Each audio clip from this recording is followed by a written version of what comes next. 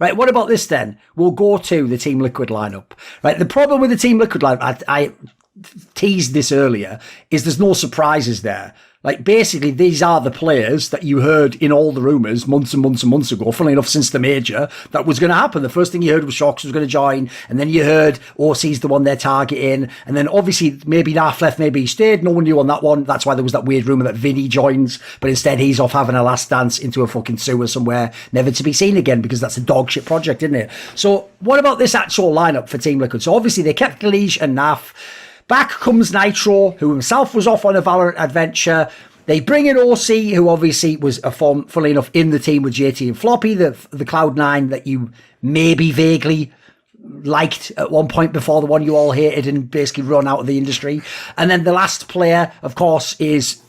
This makes no sense whatsoever. It's a complete non sequitur. You're going to think there's like a pause in the VOD. It's shox, of course, from the French scene, who's only ever played in French language speaking teams. So listen, it was all making a lot of sense. It was coherent lineup until that last one. So Dust, I'll throw it to you first. What are you actually, now that we know these are the real moves, and there's no, like, we did hear, I will say, for Team Liquid, apparently they really were, these weren't even their first names. They really were going for Monacy, and I heard they were going after some CIS play. Like, apparently they really were like out there trying to get some of the big names. Maybe Alexi B was going to go that team. I've heard they really were in the mix. It's just unfortunate at the end they end up with the names everyone heard about. So what do you think of the actual squad they've got? I know for a fact they also went for Alexi B and Rops. I know that was like two of the names that they were trying to get. Yes, another one. Monacy was obviously one that they talked to. That MHL Polish guy, I think, was another one that they talked to about opping.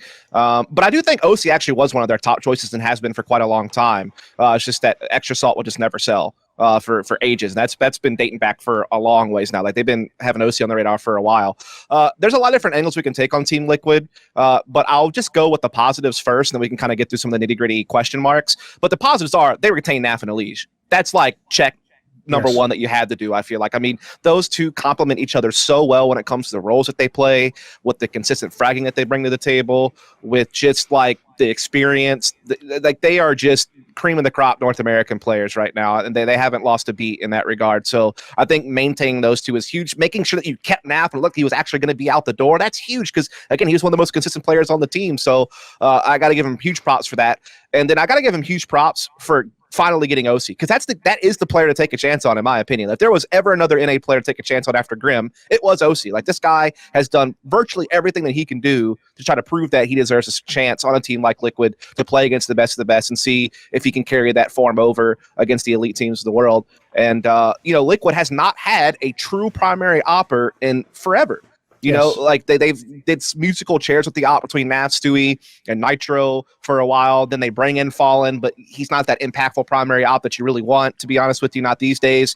And so they finally get that. And so those are huge positives. And that also, I think, will assist this Nitro transition back, because Nitro won't have to do that. He won't even have to think about the op anymore. He can just focus on trying to be a rifler that sets up a Legion now, and then just try to get back in the groove of being an IGL, which we can talk about that a little bit later. But I did just want to at least knock that. Those are massive positives. And when you compare that against a team like Evil Geniuses, all their positives are like gambles you hope pay off. Like, the positives that Liquid have are guaranteed to you. Like, unless somehow Naf and Elige fall off a cliff, like, they're going to be top level players. So at least they were able to like really solidify that portion while they're trying to figure out if they can get Nitro back to speed. I mean, I'm excited for Liquid to never beat Astralis again. But otherwise, I specifically remember mentioning OC to Liquid to Thorin in some other show at some point. He's like, why do you hate Liquid so much? Why do you want to see them lose? I think OC is absolutely, I mean, statistically, I think he's like somewhat on par with Junior, but I think he's way more promising than Junior. I think he's gonna be the next good NA opper. I don't see too much of a downside to picking up OC. I think teams have wanted him for a while. Nitro as an IGL, I've never rated him that highly, but he's always been, pretty solid. I don't think there's anything wrong with it. I've just thought that, if a team wants to be the best team in the world without just fragging ridiculously hard, I'm not sure Nitro's the guy, but I don't think he's going to be a massive letdown in any way, shape, or form. The biggest thing, Thorin mentioned it. It's the fucking shox pickup. It seems like the life of a top European player is like, play in Europe, get to the HLTV top 10, start losing, start falling off a cliff, and then eventually nobody in Europe wants you, and you get picked up by an NA team for more than you've ever been paid in your entire life. And I don't know if that's exactly what happened with shox here. I'm sure there's some French team that would pick him up, but it does seem weird, and I think shox is probably getting paid more than he's been paid in France. And I don't know. I hope that it's not him phoning it in. That's the question mark. The only real question mark I have on this roster that's like a big question mark. The thing is, though, I'll actually, because obviously we'll go into some of the negatives now, Dost. One thing I'll say is I'll spin it the other way, though. That's why I was so incredibly underwhelmed by the Stewie/Fallen IGL period. Because the joke is, there's even other top 10 teams in the world don't have two consistent stars like Elysian Naf, who, as you say, by the way, sadly, I said this to actually fucking Twists when he used to play with the Liege. I told him, if you play it right, mate, you never stop playing with this guy your whole career. You just play like 10 years together. If you do it right, you have total role non-overlap, and you can genuinely be both stars coexisting, and you just move the other pieces around. It turned out it has to be Naf and Liege instead, but the same applies. There is no role overlap between them. They are both really good at exactly what they want to do. They're consistent, so they don't really drop off. So if you have two pieces like that, it's like, what are you fucking up as an IGL that you can't make a competent team out of that? Like, mate, if you're a good IGL, spoiler, there's 3 of the 5 positions done. So what it tells me is none of those guys really had like the right IGL style to lead that team, or maybe they didn't get what these players are about. One thing actually I thought I'd throw out there to you guys, because you're from the NA scene, is the NA scene also for me has a weird vibe about it where it feels like people don't think in terms of roles, mate. It feels like the team that they just made in EG now, the reason it reminds me of the Cloud9 team is because that's also another team where you just threw together a bunch of good players and you were like, we'll figure it out. It's like, what? Like, dude, if I think of a sports approach, like, if I had my team now, so I've got Naf, I've got I'm just trying to think like who would fit with this, who would complement what they do, or what type of an AWP. I don't think they do that in these teams. I think they go for the best player available, and then like they do with Grim, and then after the fact they go, does he actually fit on our team? I don't know, put him there, I guess. Like, I get the vibe. So in this team as well, I still don't really know if this was I don't imagine this was like one of those 70s movies where they're trying to catch the mafia and they had all the names on the board with arrows connecting them. Like, I don't think they had a coherent plan. I think they just went for a bunch of names that we're talking about. They had a short list, and at the end now they're going to go, right, I guess shox, I don't know, you're some sort of fucked up support player with a bit of entry maybe. OC, listen, you are the AWPer, but even so, you're not getting all the resources that we have got Legion, Naf on this team. Nitro, just figure it out. Like, you know what I mean? Like, is this really a project they believe is going to be number one? That's what I'd love to know.